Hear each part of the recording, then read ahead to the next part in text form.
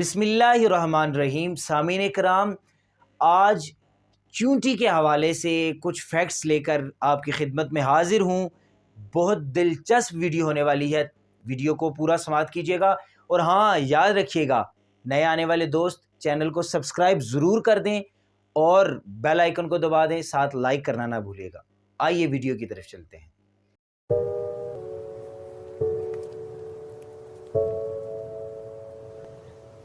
سامعین کرام، چونٹی ایک مشہور جانور ہے جسے عربی میں النمل کہتے ہیں۔ اس کی کنیت ابو مشغول ہے۔ چونٹی کی بہت سی خصوصیات ہیں، نہ تو ان میں باہم جوڑے ہوتے ہیں، نہ ہی ان میں جماع کا طریقہ ہے، بلکہ ان کے بدن سے ایک معمولی سی چیز نکلتی ہے اور بڑھتے بڑھتے وہ انڈے کی شکل میں بدل جاتی ہے۔ اس سے ان کی نسل بڑھتی ہے۔ ہر انڈے کو بیضہ اور بیض کہتے ہیں، لیکن چونٹی کے اندر انڈے کو بیض زوا کے ساتھ بولتے ہیں۔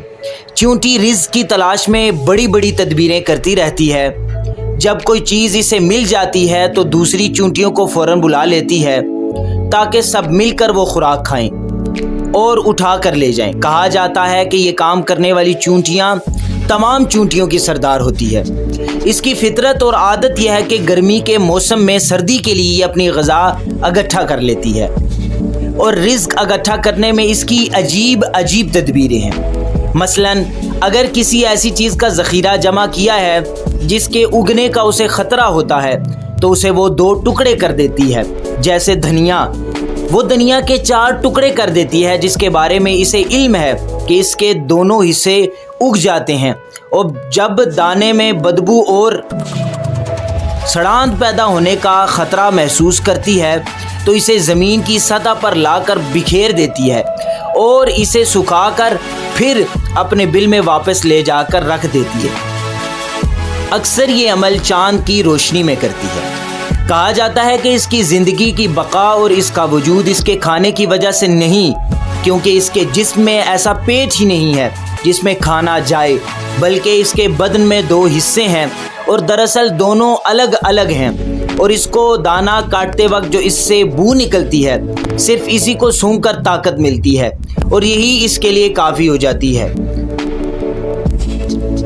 چونٹی کی ناک بہت تیز ہوتی ہے۔ اس کی موت کے اسباب میں سے اس کے پروں کا نکل آنا، اور اس سلسلے میں مثل بھی مشہور ہے کہ چونٹی کے پر نکل آئے ہیں۔ جب کسی کے زوال کا وقت قریب سمجھا جاتا ہے، اس وقت یہ مثل بولتے ہیں۔ جب چونٹیاں اس حال پر پہنچ جاتی ہیں تو پرندوں کی زندگی میں خوشحالی آ جاتی ہے، کیونکہ وہ اڑتی ہوئی چونٹیوں کا شکار کر لیتے ہیں۔ چونٹی کے 6 پیر ہوتے ہیں۔ یہ اپنے پیروں سے کھود کر اپنا بل بناتی ہے۔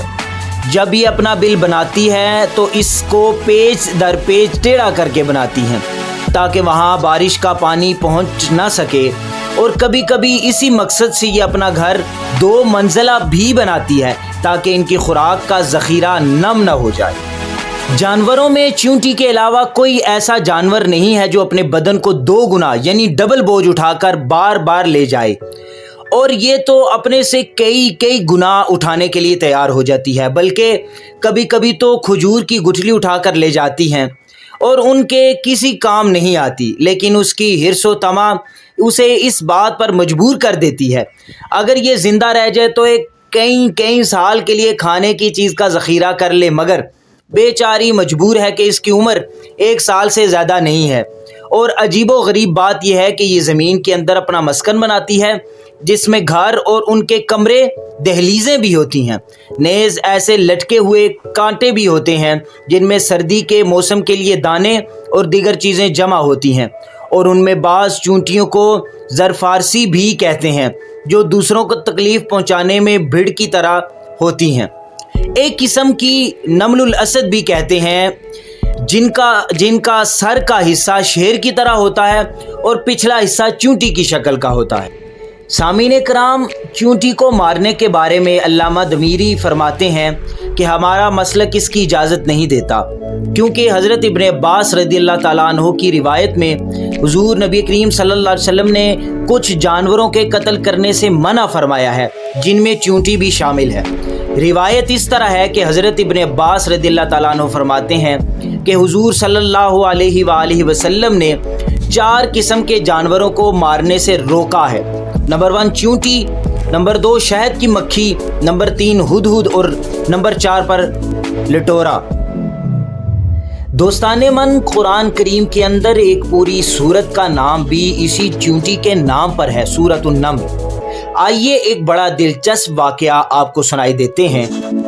روایت ہے کہ وہ چونٹی جس نے حضرت سلیمان علیہ السلام سے گفتگو کی تھی، اس نے حضرت سلیمان کو ایک بیر ہدیے میں پیش کیا اور اسے حضرت سلیمان کے ہاتھ پر رکھ دیا اور کہا کہ ہم اسی طرح اللہ کو بھی اس کی دی ہوئی چیز ہدیہ کرتے ہیں۔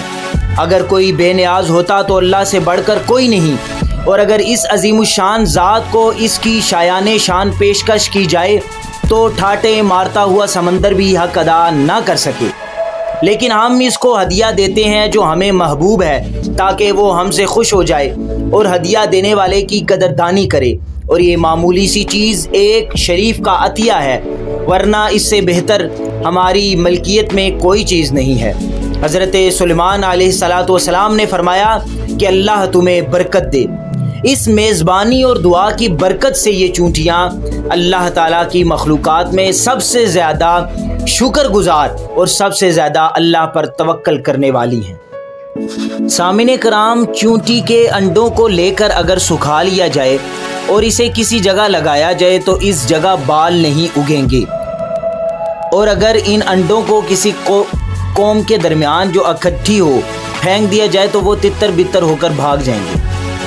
اگر چونٹی کی سوراخ پر گائے کا گوبر رکھ دیا جائے تو وہ اسے نہ کھول سکے بلکہ وہاں سے بھاگ جائے گی۔ اگر چونٹیوں کے بل پر مقناطیس رکھ دیا جائے تو چونٹیاں مر جائیں گی، اور اگر زیرہ پیس کر چونٹیوں کے بل میں ڈال دیا جائے تو چونٹیاں نہ نکل سکیں گی۔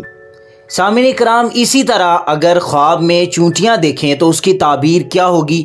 آئیں تعبیر کی طرف بڑھتے ہیں۔ خواب میں چونٹیاں دیکھنا کمزور حریص لوگوں کی علامت ہے، نیز چونٹیاں دیکھنا لشکر اور اولاد کی بھی نشانی ہے، نیز اس سے زندگی پر بھی دلالت ہوتی ہے۔ اگر کسی نے دیکھا کہ چونٹیاں کسی گاؤں یا کسی شہر میں داخل ہو گئی ہیں تو لشکر آنے کی پیشن گوئی ہے۔ اگر کوئی شخص چونٹیوں کی بات سنے تو وہ مال و دولت حاصل کرے گا۔ اگر کسی نے دیکھا کہ چونٹیاں وزنی بوجھ لاد کر اس کے گھر میں آ رہی ہیں تو اسے خوب دولت حاصل ہوگی۔ اگر کسی نے اپنے بستر پر چونٹیاں دیکھیں تو اس کی دولت کثرت سے ہوگی۔ اگر کسی نے دیکھا کہ چونٹیاں کسی مکان سے اڑ کر جا رہی ہیں تو اگر اس جگہ کوئی مریض ہے تو اس کا انتقال ہو جائے گا، یا وہاں سے کچھ لوگ سفر کر کے کہیں اور چلے جائیں گے اور ان کو تکلیف پہنچے گی۔ اگر کسی مریض نے دیکھا کہ اس کے بدن پر جیسے چونٹیاں رینگ رہی ہیں تو وہ مر جائے گا، کیونکہ چونٹیاں زمین میں رہنے والی مخلوق ہے جس کا مزاج سرد ہے، اور جامع صاحب نے کہا ہے کہ جس نے دیکھا کہ چونٹیاں اس کے مکان سے نکل رہی ہیں تو اسے غم لاحق ہوگا۔ دوستان من، چونٹی ہمیں ایمان کے ساتھ ساتھ اتحاد اور تنظیم کا بھی درس دیتی ہے، یعنی مل جل کر ایک ٹیم کی صورت میں کام کرتی ہے اور اپنا راستہ نہیں چھوڑتی کہ اگر اسے اس کے راستے سے ہٹا دیا جائے تو بے قرار ہو جاتی ہے واپس اپنے راستے کو پانے کے لیے۔ کاش کہ انسان بھی یہ سیکھے کہ صراط مستقیم سے جب اسے کوئی شیطان یا شیطانی وسوسہ ہٹا دے تو وہ بے قرار ہو کر واپس صراط مستقیم کو تلاش کرے کہ توبہ کا دروازہ تو کھلا ہے۔ اس جہان ابتلا میں بھول چوک تو ہر انسان سے ہوتی ہے کہ جیسے ہی رب سے غافل ہو تو اسے توبہ کر کے واپس رب کی طرف رجوع کرنا چاہیے۔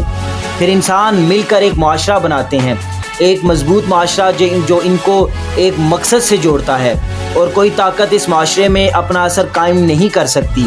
پھر جب وہ متحد ہو کر چلتے ہیں تو منزل ان کے قدم بالآخر چومتی ہے۔